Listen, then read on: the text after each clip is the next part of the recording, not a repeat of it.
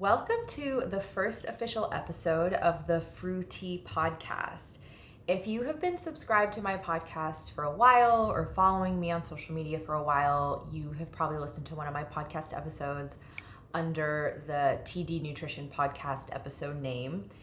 And I haven't posted a podcast episode since last November, so almost a year ago, and I thought it was kind of a good time to rebrand my podcast a little bit. I didn't love my name, and I kind of had some ideas on the direction that I wanted to take my podcast, and I obviously found a really cute name that incorporated fruit in it. So what better reflection of me than calling it the Fruity Podcast?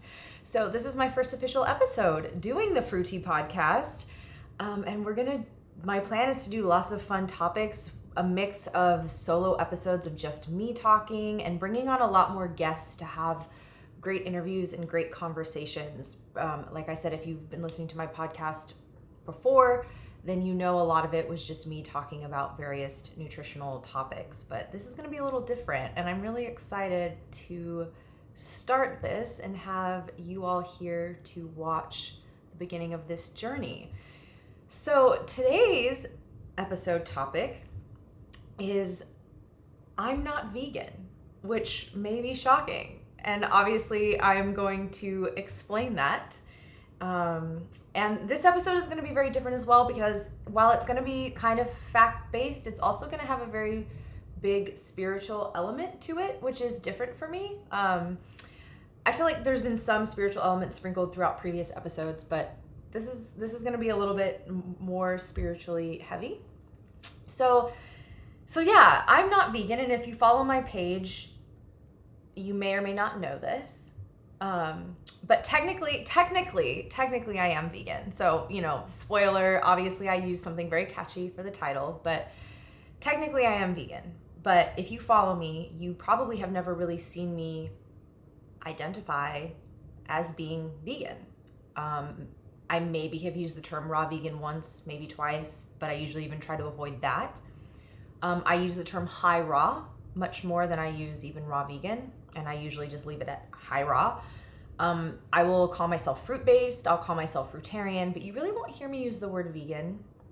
And there's a few reasons for that. I feel like there is a very toxic mentality around veganism or the term being vegan. I think it's rooted in very good things. Like, I have no problem with that. But I think that it has become very toxic, and now there's this whole push for like everyone to eat like Beyond Meat burgers and Impossible burgers, and people should just eat insects because cows are bad and the environment and all this stuff. And as I've dug deeper into a lot of things regarding, specifically the environment, I have really found that this whole notion that the cows are a problem is just not true. I've spoke before on my page how I have family members who are in the dairy business, and I hear their perspective on a lot of things, and I'm very much against the mainstream media. I don't talk often about that, but I am, and when you start to see that it's like the mainstream media that talks about how cows and all of that is bad for the environment, there's something up there, because that's not the full picture. And so there's that. So that's one reason why I have an issue with it, because it does really seem to demonize agriculture, not so much agriculture, but at least like cows in a way that I don't agree with. And I also think sometimes this vegan mentality can make it seem like they're so much better than everyone else because, well, I'm not eating dead animals. But I think it's very naive of people who are vegan to think that what you're eating has had no cost, as far as animals have not died at all in the foods that you're eating. And I will say, when you're looking at like fruit trees, for example, like, right, you grow a fruit tree and they produce every year and they pretty much stay put. Like, you have orchards and stuff. So it's not like you're having to basically turn over the soil in a field to get ready for another crop when it comes to fruit trees. But other crops that you have to plant, and when they're done, you have to like till the soil and get it ready for another crop to be planted, a lot of times when that happens, animals and stuff do get killed in the process. And so this thought of like, by being vegan, you're not killing animals at all, that's not entirely true. People may come for me on that, but I've also looked into it, and it's like, yes, pretty much if you are a human being and you are eating and feeding yourself, somewhere along the line, probably something in nature had to die to get that to you. So, I think that it's very, unfair for vegans to be like, well, we're not harming any animals at all. Maybe not intentionally, and I can see, okay, where there's that good part coming from. You're not intentionally harming animals, but a lot of times when it comes to the growing of plants and different crops and stuff, animals are being killed in the process. And again, maybe not intentionally, but it happens. So that's a couple of the reasons why I don't technically identify as vegan. And again, the biggest one is the environmental one, because I do see that there's this push to get people to just not eat meat at all and be in a society where nobody's eating meat. And I do not agree with that. I think that when it comes to nutrition and the way that we nourish our bodies, each person gets to decide for themselves what works best for them, because we all are all bio individuals, and we are all a little different, and what works for someone will maybe not work for someone else.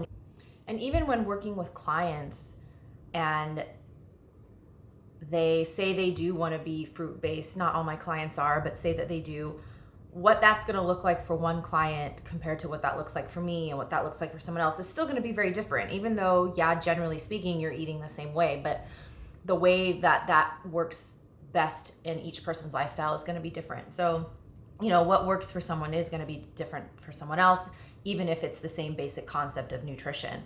And that's why even sometimes people will always ask, like, well, just tell me what you do, because I'll just do it, or just write me a plan and I'll do it. And I'm like, that might work for a minute, but like, again, you're different than me. So like, there might be some like fine tuning things that are going to look different, and different things that we have to address in your exact health situation. So I kind of say all this to say that, while no, I don't eat meat, and I don't believe you have to eat meat to be healthy, I'm also not against eating meat. And I think that you can eat meat and be healthy as well. And that might seem really controversial, because it's like, sometimes I feel like I have to pick a side, and I'm like, but I don't really stand on one side or the other. Like, obviously I'm not really on the meat eating side, because I myself don't eat meat. I don't want to eat meat. I don't see that changing. So I'm certainly then not on the meat eating side. And then as far as being on the vegan side, it's like, well, okay, I'm on the vegan side because I eat close, like I eat that way, but I don't, I don't mind meat eaters. Like, it doesn't bother me. So I really kind of wanted to do an episode reflecting on why I think this, and different things that I have reflected on that have landed me in this position, or this stance, I should say. And really the first thing that I started reflecting on when it came to vegan versus meat eating was a very spiritual one. I was raised Catholic. I went to Catholic school from kindergarten through high school, and when I went to college, I went to a Jesuit university, so a Catholic university. So I pretty much was in Catholic education my entire educational career outside of my master's and stuff. And so I believe in God, and a lot of the Catholic teachings shaped my belief in God and my spirituality for sure. But I think whether or not you believe in God, whether you believe in the universe or some other higher power, nutrition is very spiritual. And I don't believe that humans would be designed to where they have to eat meat / dead animals to be healthy. I don't think that our creator would have made it to where you have to eat animals, you have to eat dead flesh to be healthy, and if you don't, there's no way you can be healthy. I don't believe that. I don't believe that there's only one way to eat and thrive. So, some people then also argue, well, yeah, right, you wouldn't have a creator then that would want you to eat dead animals then. So therefore, there's the argument that then, yeah, you should be vegan because you don't want to kill anything. But I also think that God did put animals here if we needed to eat them, and that we can eat them, and that's okay. But I don't think that, again, I don't think that you have to eat animals to be healthy, and I don't think that you have to not eat animals to be healthy. I do think that there's two ways to be, and I think it's okay. And I obviously do believe that there are better ways, of course, than eating dead animals, but I think it's okay.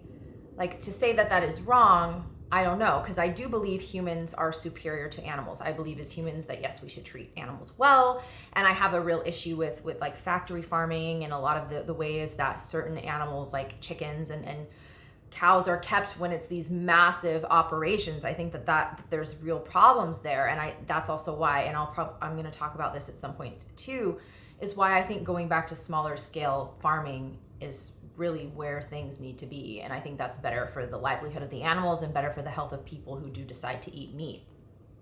And it's funny because I hear all the time, meat eaters will always say that vegans could never be healthy, that they're, that they'll never really be healthy. I have heard Dr. Joseph Mercola, who I love, I think he does amazing work. I've heard him talk about many times how he thinks being vegan is a huge mistake for your health. And obviously I disagree with that, but you hear that all the time. And again, going back to what I just said, I don't believe that you have to eat dead animals to be healthy. I just don't think that our creator would have made it that way. I really don't believe that. I think for people who are like, yeah, I don't want to consume dead flesh and I just want to eat plants, I think absolutely you can be healthy. And I feel like it would be a huge design flaw in the human species if you had to eat dead animals to thrive and be healthy and live a long, beautiful life. Again, the common sense aspect of that does not quite add up for me. And so, that's kind of my thoughts as far as the very religious aspect of it. And then there's this notion that I've thought about as well, is for humans to exist today, I believe that the consumption of meat was in fact needed in order for humans to be where we are today. And so humans, we originated in tropical rainforests, thousands of years ago, eating fruit. Humans were originally frugivores, eating primarily fruit.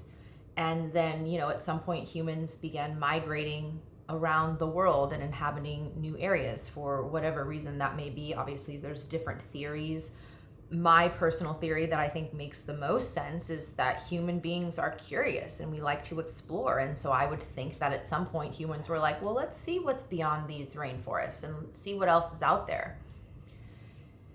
And the other thing is that humans can only live in cold climates due to tools we make to help our bodies tolerate heat. And so, this is why humans originated in warmer tropical climates, because we do better there. We live better there. We're not cut out to live in cold climates. And so as humans left and inhabited other areas of the globe, those that settled in colder areas, they needed to develop tools to allow them to survive. Like warm clothes, fire, things to keep ourselves warm, because we really are not designed to live in cold climates. We thrive in mild tropical climates. I mean, just look at people who live in sunnier areas and warmer areas. I live in California. It is pretty mild here. We don't, we get a lot of sunshine. It doesn't get super cold. It doesn't snow. And, there's not a whole lot of seasonal depression here versus if you go to places like Oregon and Illinois, where it's very cold and snowy, and Oregon rainy, there's a lot more seasonal depression. And it's because our bodies crave the sun. Our bodies crave warmer weather. We are like plants in many ways. We need the sun. The sun is a life force. The sun is not something to be afraid of. As much as we are constantly hounded to be afraid of the sun, we do not need to be afraid of the sun. And so I think, again, and this is just me making an observation. I'm not citing a study, but I think it's pretty safe to say that if you look at people who live in more tropical, warmer climates, they're overall less sick and much happier. And I think that just speaks to our our human nature, that's what our bodies do in fact crave. And even just like, you can do a little experiment for yourself. Go stand outside in the sun for a minute and face the sun and close your eyes and just soak up the sun's rays. You will feel like a battery charging, and you will feel your mood instantly get better. I know when I sit outside in the sun, and I try to get sunshine every day, especially during the warmer months, I try to be out there for at least an hour, and I feel so much better. And when the weather starts to get cold and it's too cold to be outside and I can't expose all of my skin the way I can in the summer, like, I feel it in my mental health. Like, it's, it's certainly not as bad as those that live in much colder climates. I will say I am very lucky, but I can feel the difference. And I thrive in the summer. Like, I am a summer girl through and through. And I think all of us are summer people through and through if we really like stop to think about it. But it's because the sun is so powerful. And so I say all that to say that humans, we originated in tropical areas of the globe before we kind of started branching out. And something to kind of drive this point home a little bit more is that people die of being cold in the winter months more than they die of heat in the summer. There have been politicians that have been trying to say that, heat kills more people than whatever. And if you look at the actual studies or the statistics, that is not true. So I pulled a couple just because I think it's worth pointing out so that we understand, as humans, we are more susceptible to being harmed by the cold than we are by the heat. So according to the CDC, about twice as many people die of excessive cold conditions in a given year than of excessive heat. According to a 2014 study by the CDC, approximately 1,300 deaths per year from 2006 to 2010 were coded as resulting from extreme cold exposure, and 670 deaths per year from extreme heat. And then an article in Forbes cited a study from The Lancet to show just how great the disparity was between cold and heat-related deaths. Looking specifically at England and Wales, there were on average 800 excess deaths associated with heat and 60,500 associated with cold between the years 2000 and 2019. That's a huge gap. So 800 deaths from excess heat, 60,500 from excess cold. That's a huge gap. So I just wanted to point that out to show that the cold causes a lot more harm to humans than heat. Like, humans should be more afraid of there being an ice age than there being a period of like warming on the planet. Like, humans can tolerate the heat. Again, obviously, we can still die from excessive heat. It's not like it's impossible, but we can adjust much better than we can to excessive cold. That's mostly what I'm wanting to prove with those two studies. And so for humanity to be where we are today, though, I don't think it could have happened without the consumption of meat. So obviously, I just wanted to establish that humans are much better in warm tropical climates. We don't like the cold. But obviously, for whatever reason, humans still migrated across the globe. We inhabited many different areas, and, here we are today, all different climates. People live everywhere. And like I said, I don't think humanity would have, or civilization would be where it is if we couldn't have had meat. And this point dawned on me when I was watching the TV show 1883. I'm going to explain why this dawned on me. I don't know why I had this light bulb moment watching it. I really don't know. But I remember watching it and I was thinking to myself, I couldn't have lived in that time period. There's just no way. Like, in order to survive, you would have had to eat meat. And obviously, if I existed in that time period, I wouldn't have known any different, right? Like, people didn't know any different. You just ate meat. That was a part of life. And for those of you who don't know the TV show 1883, it is one of the prequel shows to Yellowstone. And so 1883 is basically about the Oregon Trail and like going from Texas to Oregon and like the journey of that and how insanely tough it was. So I'm watching this and I'm thinking, like, there is no fruit. Like, nobody's eating fruit. Everyone's eating meat pretty much. There's like one scene where one of the characters is like cutting prickly pears. And I'm like, oh yeah, I guess prickly pears would be in that part of the country. But yeah, like going through that part of the United States, it is not it is not an area that tends to grow a lot of fruit. It is not the tropics, that is for sure. So, you know, in order for these people in history to have done these things that they did, they couldn't have done that if humans couldn't tolerate meat, right? Like, meat obviously is not poisonous to humans. We can eat it. It's not going to kill us, right? Like, we can extract nutrients from it. Our bodies can break it down. And I think that it has served a real purpose in critical times of human history, doing whatever it is humans were trying to do at the time. And again, using the example of 1883, I had that epiphany of being like, yeah, like, without being able to eat meat, people surely would have died of starvation. Like, there was nothing around to eat. So again, for humans to be where we are today, for civilization to be where it is today, I think, yeah, meat eating has played a role in that for sure. And so this leads me to my next point that I just touched on, is that humans can eat meat, but we are not carnivores. So I do stand by that. Human beings, we're not carnivores. So the whole carnivore diet thing, I think, is kind of dangerous, although people could look at me and say like, oh, well, eating mostly fruit is kind of dangerous. Granted, if you go back far enough, humans being frugivores, I think that's less dangerous. There's no point in human history where humans were carnivores, although I know people will love to argue that point. But for the sake of what I know and my podcast, humans, we're not carnivores. And I'm going to further prove that in a minute. So obviously, yes, meat won't kill us. We can be eating it. It's okay. But we should not be eating a diet dominant in meat, in my opinion, because we just aren't carnivores. So, you know, needing to eat meat at every meal, I think that is excessive. I don't think that that's healthy. Again, people can disagree with me, but I do not believe it is. And so some obvious differences between humans and carnivores that just let you know that humans are not carnivores. Again, maybe as humans we can eat some meat, but we're not carnivores. So first, the way we walk. Humans walk erect on 2 feet, and all carnivores perform their motion on all fours. Also, our tongues. True carnivores have rough tongues, and all other creatures have smooth tongues. Claws. So humans, we lack claws to like rip through flesh. Like if you think of, like lions and things, like true carnivores, they have claws so that they can rip through the flesh of their prey. Whereas humans, we have like weaker, flat fingernails. We can't really rip through things with our fingernails. Humans also have opposable thumbs. So our thumbs make us well equipped to collect fruit in just a matter of seconds, right? All we have to do is pick it. We can pick an orange from the tree. Super easy. We can pick berries off a bush. Super simple. The claws of carnivores allow them to catch their prey in seconds. So their claws allow them to eat in seconds. Our opposable thumbs allow us to eat in seconds.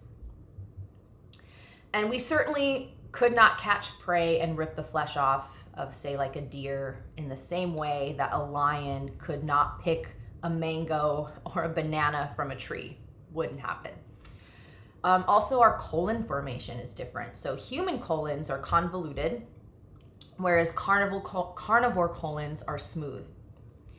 Our intestinal length, this is a big one. The human intestinal tract is 30 feet long, which allows for the slow absorption of sugars and other waterborne nutrients found in fruits. And then carnivore intestinal tract is 3 to 7 feet long. And then this is necessary to avoid any rotting or decomposition of the flesh inside them.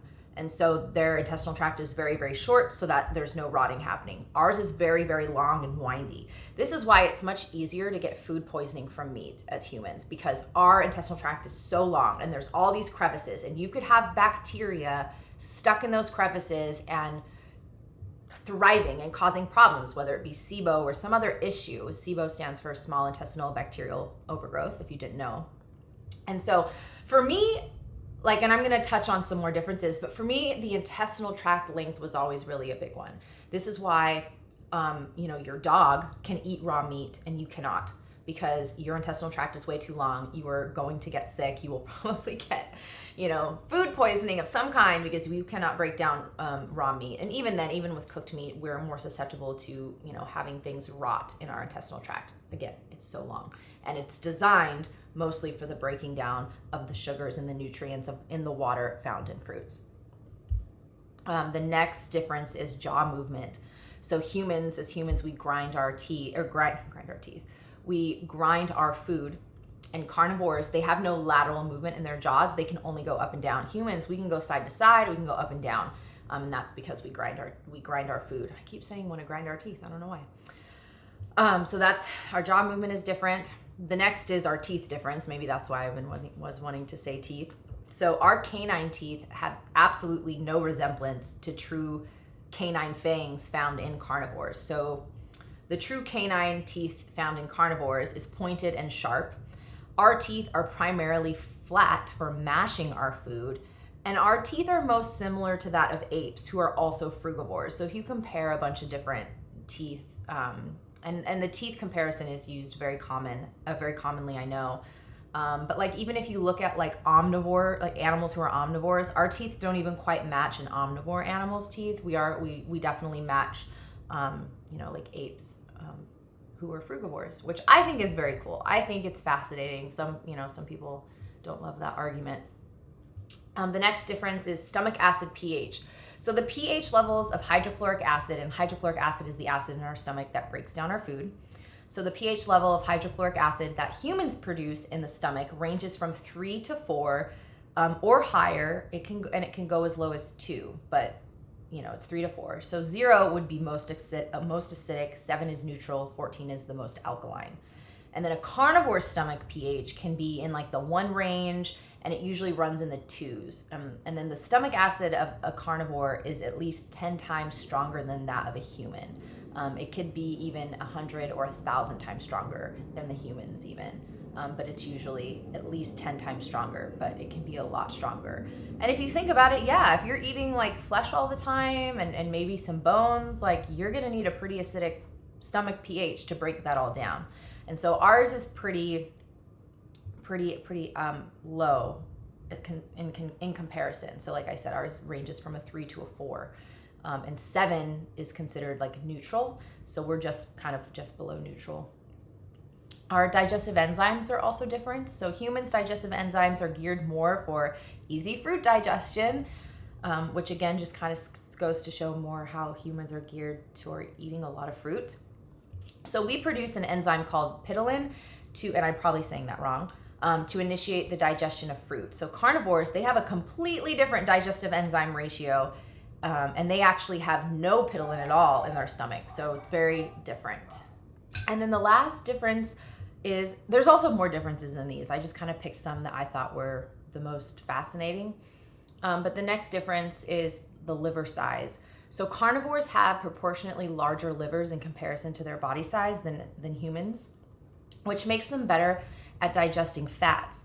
And humans, we really can't tolerate super high fat diets, as much as maybe people think otherwise. I know there's the keto diet and stuff, which I've tried before, and that was like the death of me. No. And I think just looking at the liver size compared from us to carnivores, it just even goes to show humans can't tolerate high fat diets.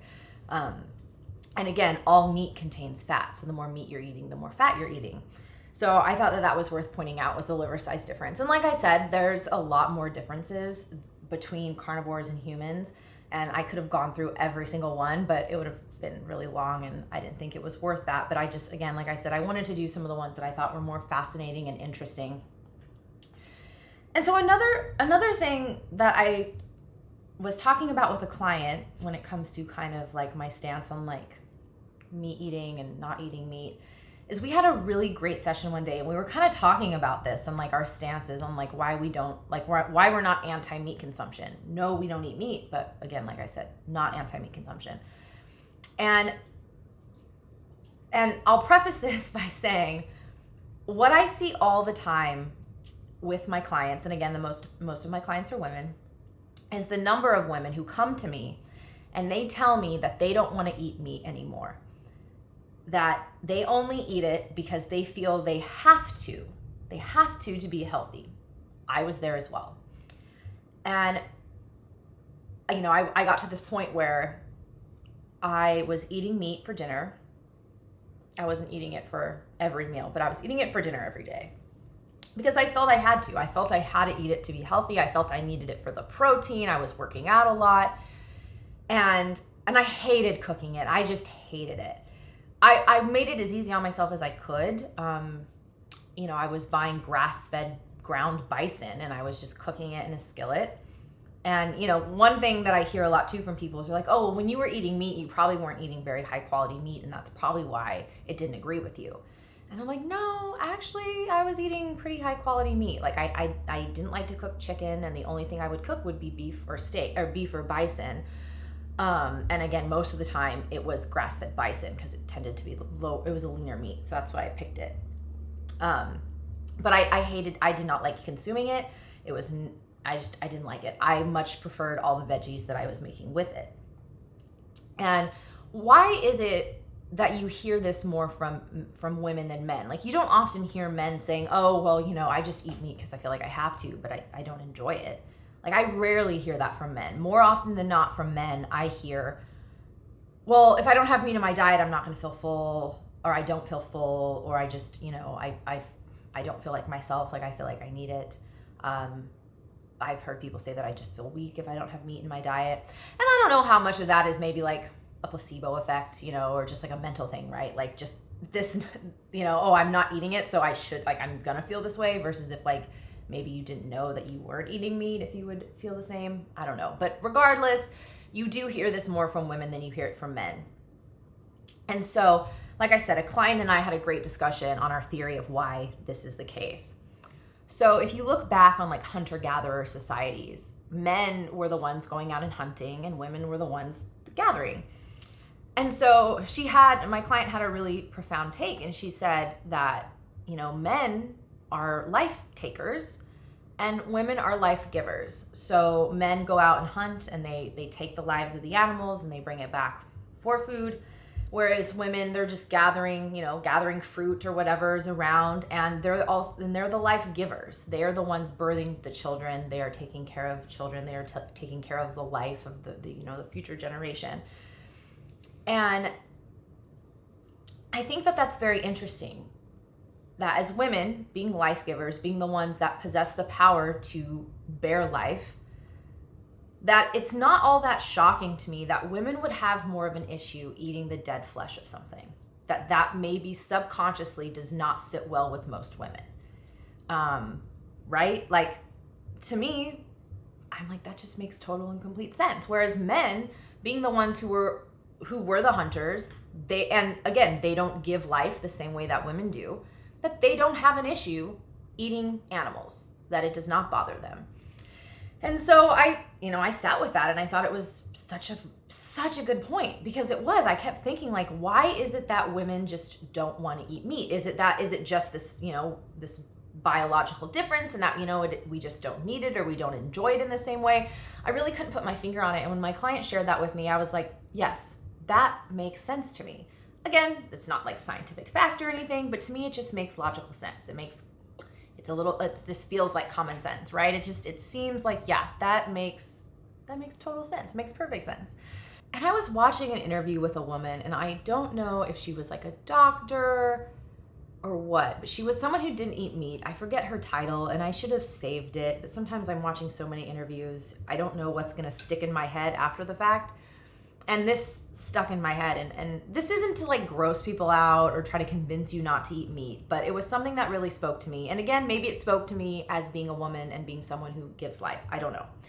But she said that her thought is when she's eating meat, or when she would eat meat, she's like, basically you're asking your digestive system to break down what it's made out of, right? You're eating muscle tissue of an animal, and now you're putting that into your body, which is what your body's also made from, and now you're asking your body to break that down.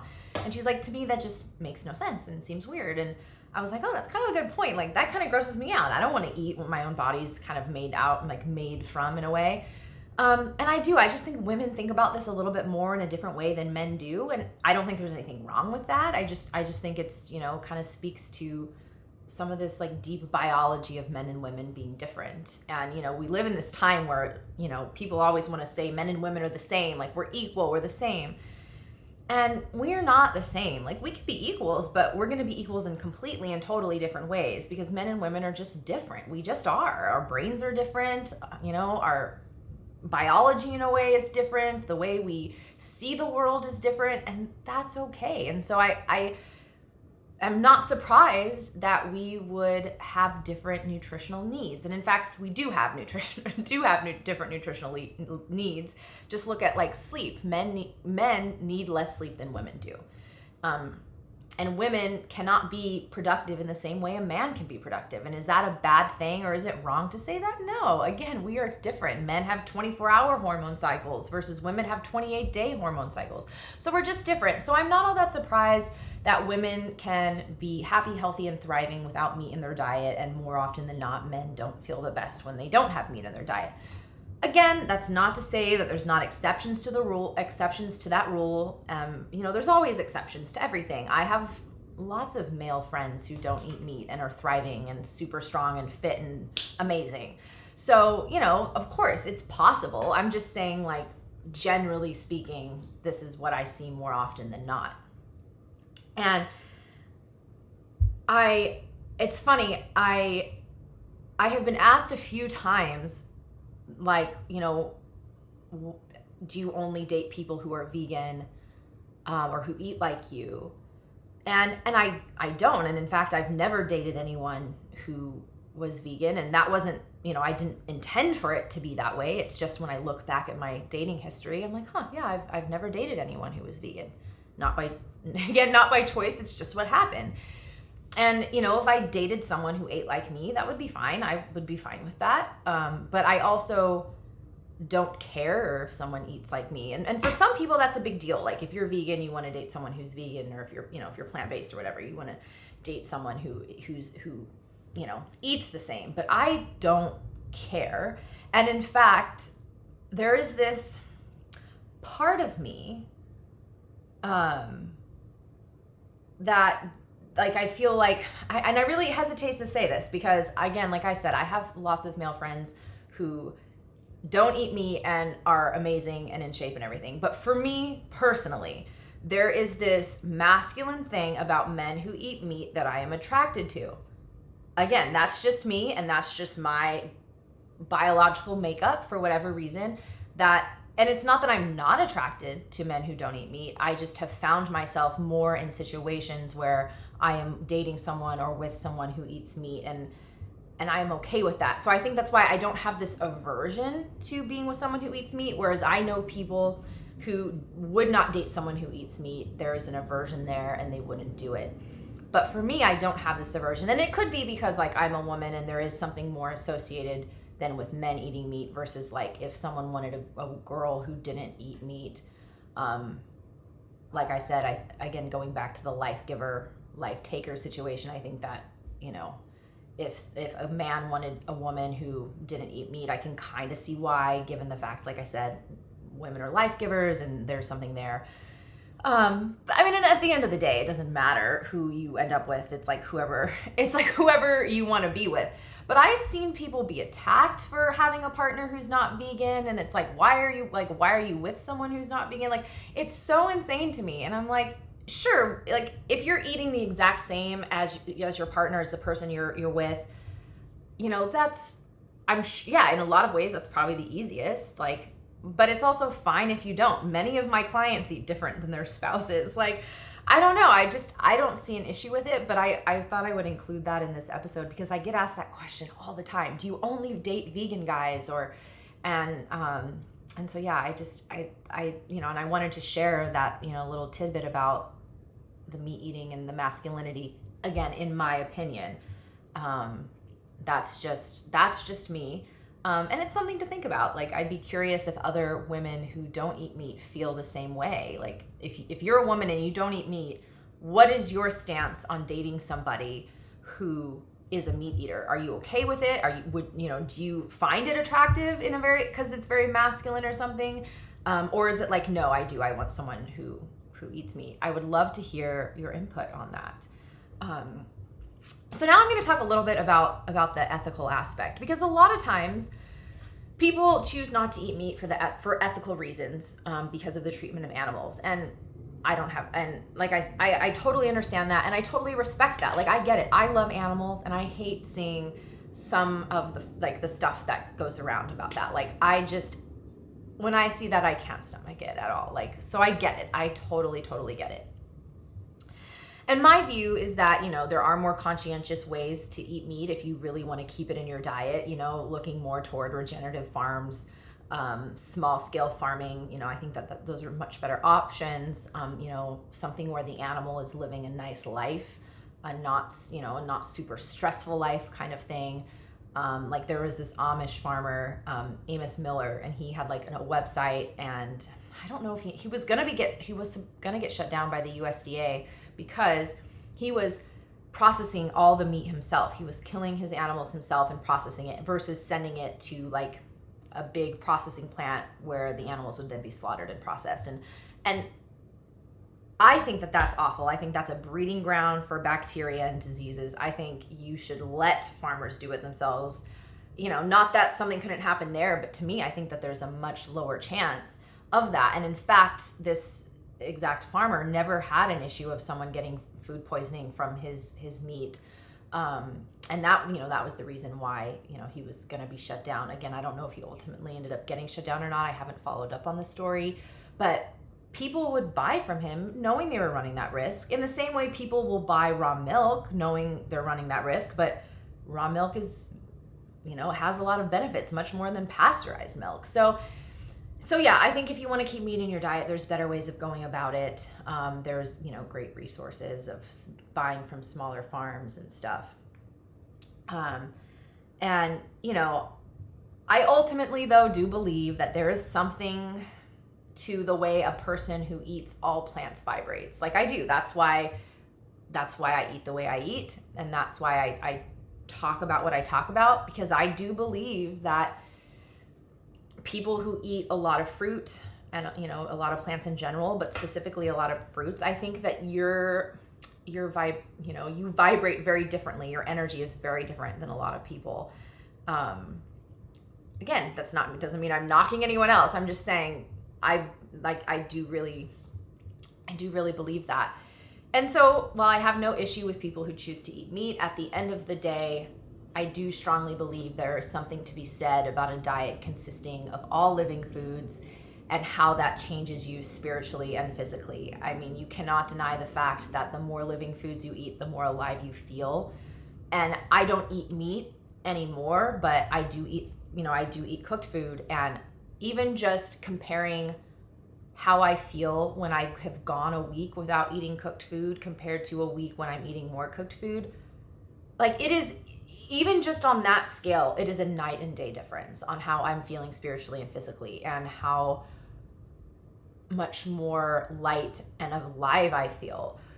A little example is when I eat dinner, some nights I'll do like potatoes, or some nights I'll do like rice with carrots and I'll do like a ton of cilantro. Some nights I'll do like guacamole right now, like homemade, and I'll put like mango on top, and then, use lettuce to dip in there, and like apple chips and other veggies.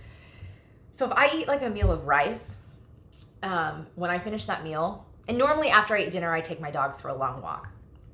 When I finish a meal of the rice, after I finish eating, I want to sit down for a minute. I want to lay on the couch for a few minutes before I go for a walk with my dogs. But if I eat the guacamole for dinner with all the fresh veggies and stuff, when I finish that meal, I'm like, all right, I am ready to go for a walk. Let's go. I'm ready. Like, let's do it. Let's go. But yeah, with the cooked food, I'm like, I have to lay down for a second. Like my stomach needs a second. And so just looking at that alone further tells me that there is something about eating living foods. And that is, meat eating aside, whether you do eat meat, whether you don't, whether you eat cooked food or you don't, I think a great rule of thumb, no matter what your diet looks like, is to just eat as many living foods as you possibly can.